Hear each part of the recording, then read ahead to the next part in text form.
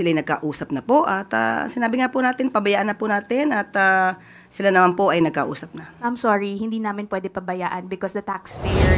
Wala na po sa kamay ng Pangulo yan. Na yan po ay maaari na sa kamay na po ng ICI, maaari na sa kamay na po ng Ombudsman, DOJ.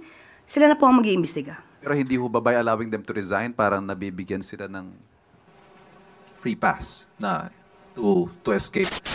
Yusek, former ES Bersamin said, masarap lang daw pakinggan yung delikadesa, pero hindi naman daw ganun yung nangyari, no? May we get your response to the remarks made by former Executive Secretary Bersamin that he did not resign, contrary to your statement last Monday that he quit from his post out of delikadesa. Ma'am, what was the basis of your announcement po nung Monday, kung meron pong ganitong denial on his part? Unang-una po, mayroon muna tayong babasahin para po sa tinuran po ng ating mahal na si Executive Secretary Lucas Bersamin. The Palace acknowledges former Executive Secretary Lucas Bersamin's clarification regarding the manner of his transition. As he himself stated in his interview, he submitted himself to the President's discretion and prerogative as part of the ongoing reorganization. The Palace announcement was issued in line with this understanding and with due regard for stability and continuity in governance. At nagkausap naman po sila ng Pangulo face-to-face at let us just leave it at that. But ma'am, ES Bersamin admitted that he felt bad doon po sa naging announcement and na-mention po niya na on the morning po ng Monday, meron pong tumawag sa kanya, a close friend of his, and hindi raw po ito taga-palasyo, asking him to exit the cabinet. May we know po, ma'am, kung meron kayong information, given na kayo po yung nag-announce nung resignation, kung tungkol saan po yung naging phone call na to, or sino po kaya yung kausap ni ES? Wala po tayo. Hindi po tayo privy sa kanilang usapan. Kung sino man po yung sinasabi niyang kaibigan na nakausap niya. Wala po tayong kinalaman doon. Thank you, ma'am. Follow-up question, Alexis Romero, Philippine Star. Yusek, former ES Bersamin said, masarap lang daw pakinggan yung delikadesa, pero hindi naman daw ganun yung nangyari, no? Do we still stand by our statement that he resigned out of delikadesa? Muli po, ang pina-announce po sa atin ay galing sa palasyo at kung ano po naramdaman ni ES Bersamin, yun din po na ginagalang po natin ang kanyang nararamdaman. At kung ano po ang sinabi lamang po ng palasyo, yun lamang po ang ating in-announce. Follow-up related lang, Yusek. Kanina may nabanggit na pabiro si Presidente about a cabinet shake-up, even jesting na si FL daw po ay magiging ambassador for OFWs. Magkakaroon ba talaga ng shake-up? Sabi mo, pabiro. Minsan half-meant, di ba? Minsan ang mga jokes. Tingnan na lang po natin. Kasi kung nakita niyo po na parang pabiro po yung pagkakasabi ng Pangulo, so yun muna po tayo. Face value. Sa ngayon po ay wala pa po sa ating ina-announce or isinasabing update patungkol dyan. Salamat po. Next question, Ivan Mayrina, GMA News. GMA News. Morning, Yusek. With the very important cabinet secretaries, no less than the executive secretary and the budget secretary being removed from the cabinet at may mga undersecretaries being investigated for conspiracy to commit plunder, is there an internal investigation ongoing, considering that the scandal has possibly hit the high levels to the low levels of the bureaucracy? Sa ngayon, wala pa pong pinapaabot sa atin kung may internal investigation dahil sabi nga natin kung ano man po ang issue patungkol sa flood control projects at infrastructure, nandiyan naman po ang ICI para mas maging independent po ang pag-iimbestiga. Sinabi niyo rin po, baka may mga ibang cabinet secretaries, if they feel that they are involved, mas magandang pangunahan na mag-resign na lang. But aside from that call, is it safe to say at this point that everyone is under investigation? Hindi ko po masasabi. Pinag-iisipan ko, parang wala po akong masasabi ng lahat ay under investigation. So, ang maaari lamang pong sinasagawa ng Pangulo yung performance ng bawat kabinete At yun naman ay usual at regular. Pero kung patungkol po sa mga sinasabi natin maanumalyang flood control projects at wala naman pong nababanggit o nasasabi, parang hindi naman po kailangan mag-imbestiga patungkol dito. Ma'am, with cabinet secretaries being made to resign or resignations being accepted as you announced, and seemingly given graceful exits, paano po masisiguro ng administrasyon that they will be made to stand investigation and eventually prosecution should it come to it? Wala na po sa kamay ng Pangulo yan. Na yan po ay maaari na sa kamay na po ng ICI, maaari na sa kamay na po ng Ombudsman, DOJ.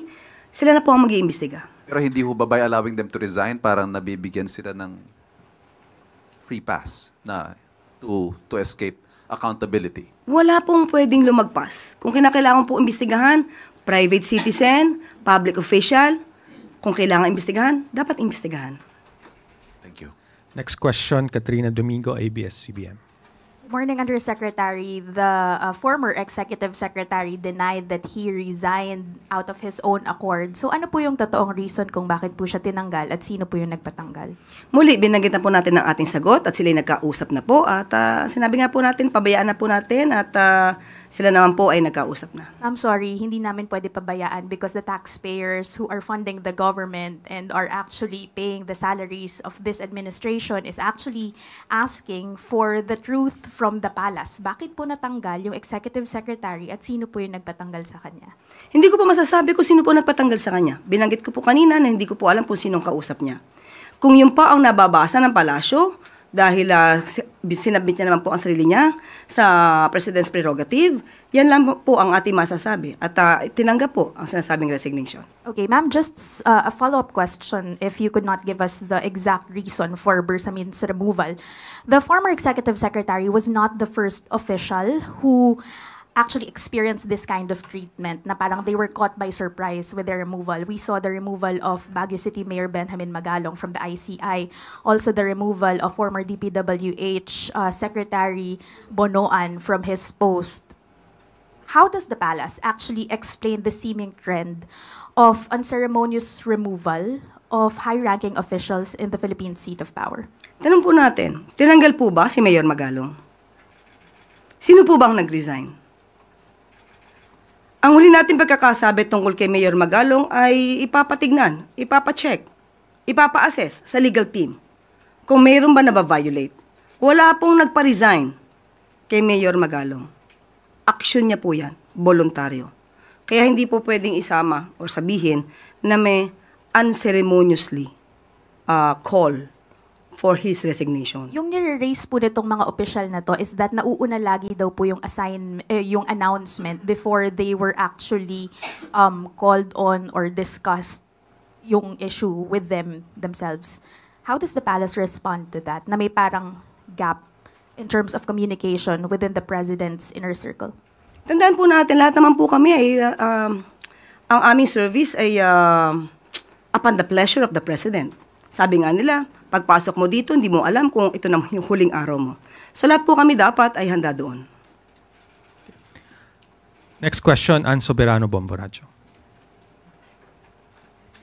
Yusek, good afternoon. Reaction lang from Palace. Magti 3 months pa lang po si House Speaker Bojo D at may mga ulat na pong papalitan umano siya. At ang napipisil po daw ng Malacanang, ito pong si Deputy Speaker Ronaldo Puno. Do tinanggi naman po ni Representative Puno na may ganitong issue. Totoo po ba na si DS Puno po ang nais ng palasyo para maging susunod na House Speaker? Ang pagpili po kasi ng liderato ng Kongreso ay wala naman po sa kamay ng Pangulo. Kung ano po ang kanilang magiging desisyon dyan, kung ano ang kanilang pagiging pagpapatakbo dyan, hindi po yan saklaw ng Pangulo. So, nasa kanila po yan, kung ano po yung nais nilang gawin sa House of Representatives. Wala po bang impluensya si Pangulo na pwedeng ito yung pwede nating ilagay? Wala po akong nakikita at wala pong ganun. Thank you, ma'am. Last question is from Let Narciso, DZRH. Yusek, sabi po ng AFP, posible daw na foreign-funded yung ilang destabilization efforts. May ganito po bang impormasyon na natatanggap ang palasyo? Sa ngayon po, mismo ang pamunuan po ng AFP ay sinabi po sa atin na continuously nagche-check po sila at closely coordinating with the PNP regarding this. At kung ito man ay may katotohanan, kapwa Pilipino, kung may katotohanan at makikita po sa kanilang pag-iimbestiga na foreign funded itong kanilang isinasagawang rally, masasabi po natin ito'y pagtataksil sa bayan. At hindi po nararapat ito na pinanghimasukan tayo ng ibang bansa. Ang politika natin ay mukhang pinanghihimasukan na ng ibang bansa. So, hindi po maganda. Sana hindi po lumalim pa ang itong klase mga aktibidad kung nagpopondo lang naman din po ay ibang bansa. May direktiba po ba ang Commander-in-Chief tungkol dito? Still, ganun pa rin po. Kung ano po ang hindi dapat sa bansa, kung nasisira po ang interes ng bansa, dapat pong mas imbestigahan po. Pero sa ngayon po, chinecheck lamang po ito. Continuous looking on this matter, ang AFP. That is the last question, Yusek. Thank you very much.